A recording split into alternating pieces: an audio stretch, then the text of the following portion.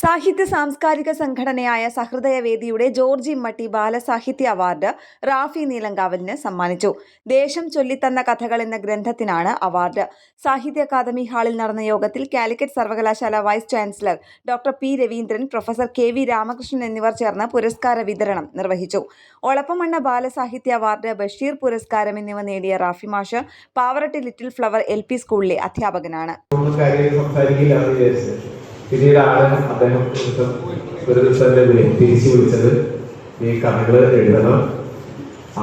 നമ്മളിങ്ങനെ കാര്യമായിട്ടൊന്നും എഴുതിയിട്ടില്ല, ഈ എഴുതുകയാണെങ്കിൽ അതിന് അവതാരിക ഞാൻ എഴുതണം. എന്നെ സംബന്ധിച്ചിടത്തോളം വലിയ സന്തോഷമുള്ള കാര്യമാണ്, ഏറ്റവും അഭിമാനമുള്ള കാര്യമാണ്.